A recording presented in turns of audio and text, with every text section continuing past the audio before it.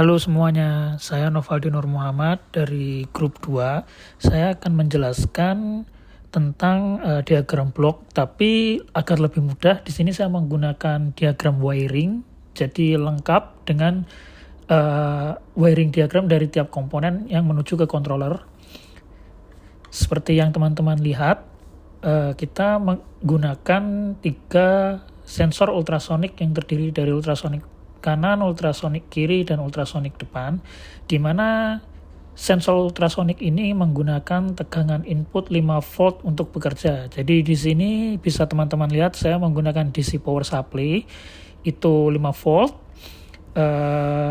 Simbolnya seperti itu, garis putus-putus dan garis lurus di bawahnya yang menandakan itu tegangan DC. Semua komponen yang ada di sini menggunakan tegangan DC 5 volt. Lalu sensor flame atau sensor pendeteksi api juga menggunakan tegangan VCC 5 volt. Sedangkan untuk motor dan servo akan dihubungkan ke pin digital dan pin PWM pada Arduino. Khusus untuk servo akan menggunakan tegangan yang sama, yaitu 5 volt. Karena pada umumnya tegangan rata-rata servo 9 gram adalah 5 volt. Kita menggunakan output 2 motor untuk penggerak roda agar robot bisa bergerak, lalu sebuah motor DC juga yang berukuran lebih kecil untuk digunakan sebagai fan atau untuk meniup api. Lalu terakhir kita gunakan servo ini digunakan untuk menggerakkan fan. Jadi fan akan diletakkan di atas servo dan servo akan berputar ke kanan atau ke kiri untuk memadamkan api. Untuk prinsip kerjanya sendiri, ketika sensor ultrasonik kiri ini mendeteksi obstacle, maka sensor ultrasonik ini akan memberikan input kepada controller yang di sini berupa Arduino Uno untuk memutar ke kanan. Bagaimana caranya dengan menggerakkan robot ke kanan atau menahan putaran roda kanan supaya roda kiri berputar lebih banyak dan akhirnya robot bergerak ke kanan.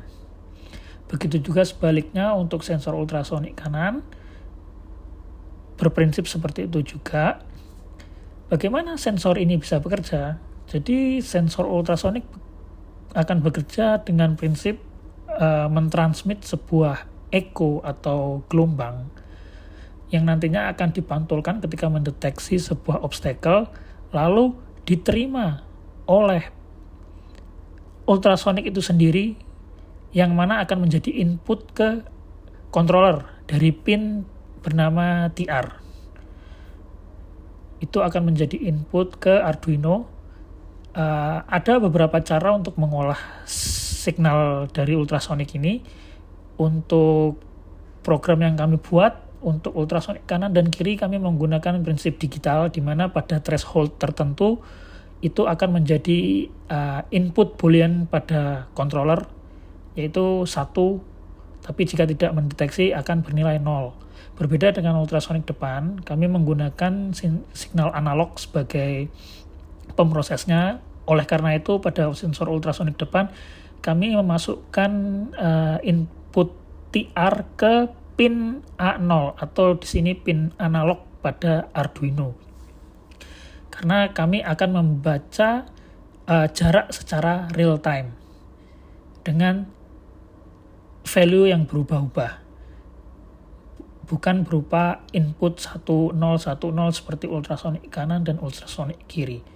Untuk putaran motor kami atur menggunakan signal digital, karena kami hanya menggunakan prinsip robot sederhana. Kami tidak menggunakan PID controller atau controller yang lainnya, karena hanya sesederhana itu. Untuk berbelok ke kanan kami hanya menahan putaran roda yang kanan supaya roda kiri bergerak lebih banyak dan akhirnya berbelok ke kanan. Begitu juga sebaliknya, jika ingin berbelok ke kiri, motor kiri akan tidak mendapat tegangan sehingga berhenti, dan motor kanan akan berputar sehingga robot berputar ke kiri. Untuk servo akan mengikuti perintah dari program.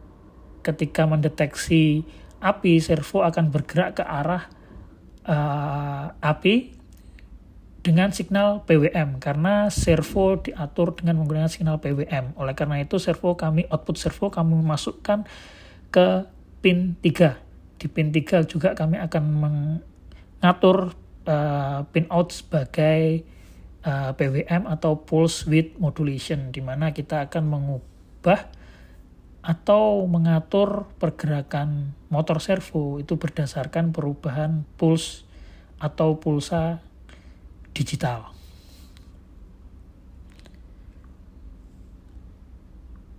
Oke.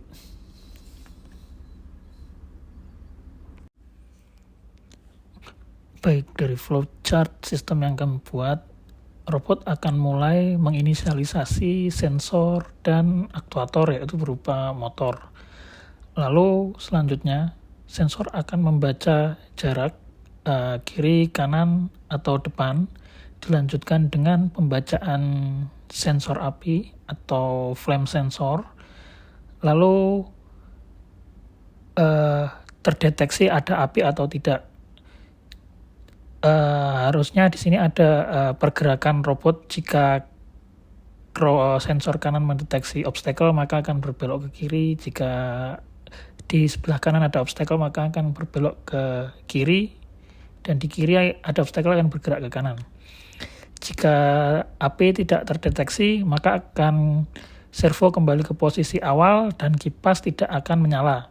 Tetapi jika api terdeteksi, motor A dan B akan stop, lalu servo akan berputar menuju ke arah api dan mengaktifkan aktuator fan atau kipas. Untuk pembacaan sensor ultrasonik tadi yang saya maksud belok ke kanan ada di bawah sini. Setelah semuanya terpenuhi, maka akan looping kembali ke inisialisasi sensor dan motor. Baiklah, perkenalkan, nama saya Farhan Almadila Muhammad. Kali ini saya akan menjelaskan mengenai program dari robot pemadam api kebakaran dari kelompok 2. Ini adalah program yang kami buat. Pertama ada stack include servo, ini memanggil library buat servo yang akan kita gunakan. Kemudian ada penentuan pin yang akan kita gunakan, seperti sensor ultrasonik sebelah kiri di sini menggunakan pin 6 dan 7. Sensor ultrasonik kanan dia menggunakan pin 4, pin 5. Sensor ultrasonik depan menggunakan pin A1 dan A2. Kemudian ada motor. Di sini motor yang A, yaitu sebelah kiri, menggunakan pin 8 dan pin nomor 9. Kemudian motor B, itu motor kanan, menggunakan pin nomor 10 dan 11. Selanjutnya itu ada sensor api menggunakan pin A0. Servo dan kipas itu menggunakan pin nomor 3. Kipas in 1, 12, dan kipas in 2 menggunakan pin nomor 13.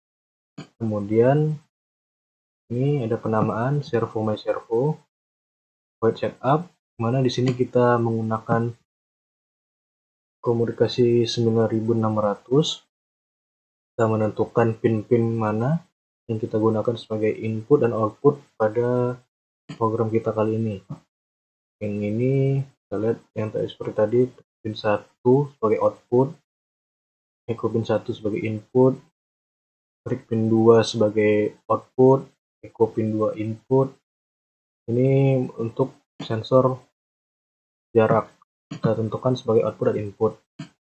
Kemudian ada juga setup pin motor, sama seperti tadi kita tentukan di mana motor ini sebagai output kita inisiasi menjadi output dari motor A1, A2, B1 dan B2.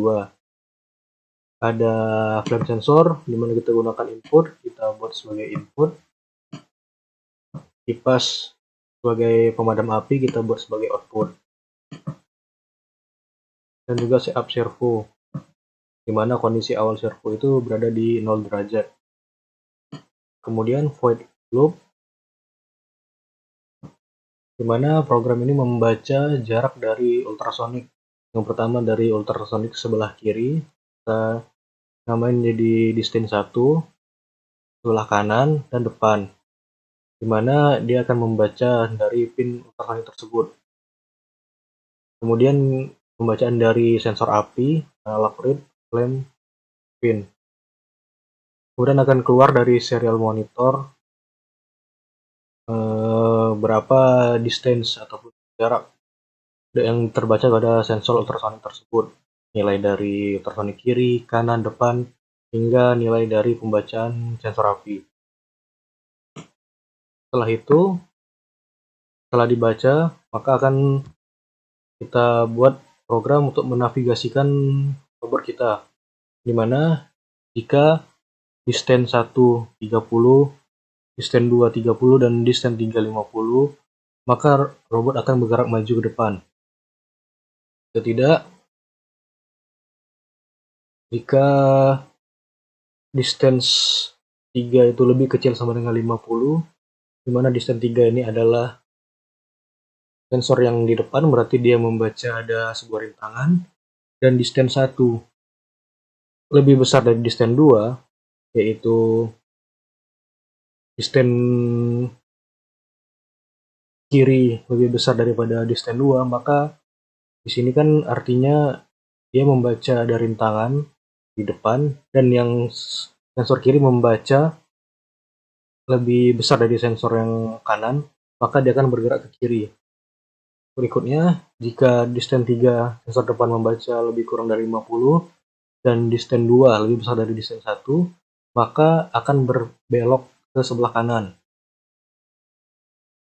Dan jika distance 1 lebih kecil dari 30, distance 2 juga lebih kecil, dan distance 3 juga lebih kecil, maka robot tentunya akan kita buat mundur ke belakang. Itu adalah navigasi berdasarkan 3 sensor jarak. Kemudian ada logika pemadaman api, di mana kita setup nilainya di sini 500.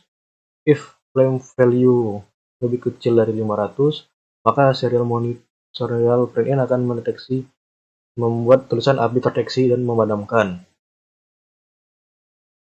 Di mana nilai ini jika dia semakin kecil, parameter ini set point-nya, maka dia akan mendeteksi api. Jadi sehingga dia jika lebih kecil dari nilai 500 pembacaan dari sensor api, maka dia akan mendeteksi adanya api di depan.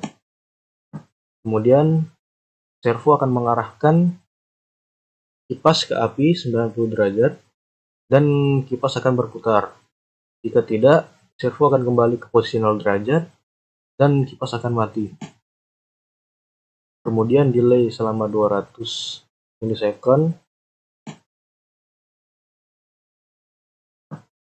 Selanjutnya ada fungsi pembacaan sensor ultrasonik,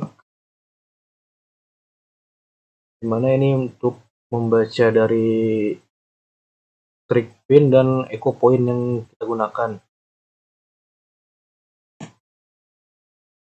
Selanjutnya yaitu ada fungsi kontrol motor.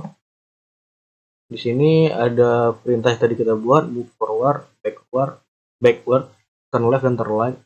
Di mana di sini jika move forward, dia akan membuat motor A1, A2, B1, B2 itu bernilai high. Jika perintahnya move backward, maka A1 akan bernilai low, A2 bernilai low, B1 bernilai low, B2 bernilai low. Dimana seperti yang kita sesuaikan tadi, A1 itu merupakan motor sebelah kiri, sedangkan B1 dan B2 motor sebelah kanan. Nah, A1, A2 ini motor sebelah kiri, motor A2 juga, B1, B2 baru sebelah kanan. Ketika move backward, maka motor sebelah kiri A1, A2 akan bernilai low, dan B1, B2 juga bernilai low.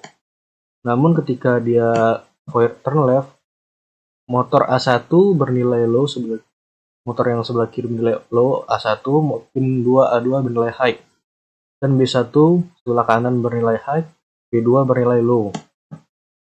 Dan begitu juga sebaliknya pada void turn light, A1 motor sebelah kanan bernilai high, A2 bernilai low, B1 bernilai low, dan B2 bernilai high. Dan jika voidnya stop motor, maka semua pin pada motor sebelah kiri maupun kanan itu bernilai low semua.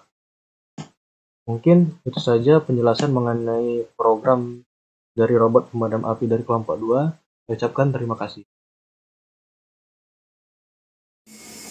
Jadi untuk robot ini dilengkapi oleh 3 sensor ultrasonik, lalu ada kipas, servo, kemudian ada sensor api, dan untuk motor drivernya menggunakan motor driver L298P, dan untuk powernya dia menggunakan baterai 18650 yang dirangkai seri paralel dengan outputan 7,4 volt DC untuk tegangan minimalnya, dan untuk tegangan aktualnya di sekitaran 8 volt DC.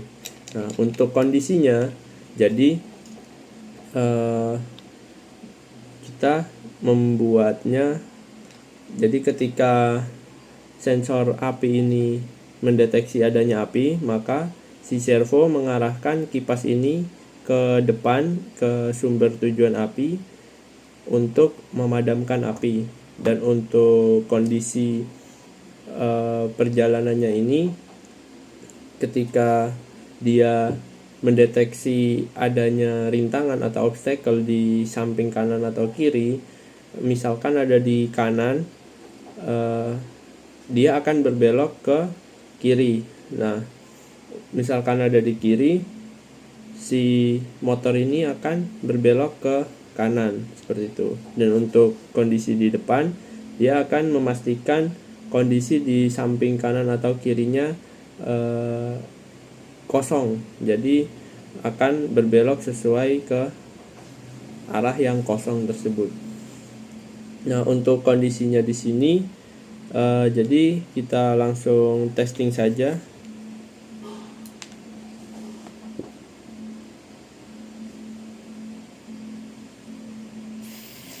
Nah, jadi kondisi ini merupakan kondisi saat berjalan lurus. Nah, misalkan jadi berbelok, motor yang ini yang berbelok ketika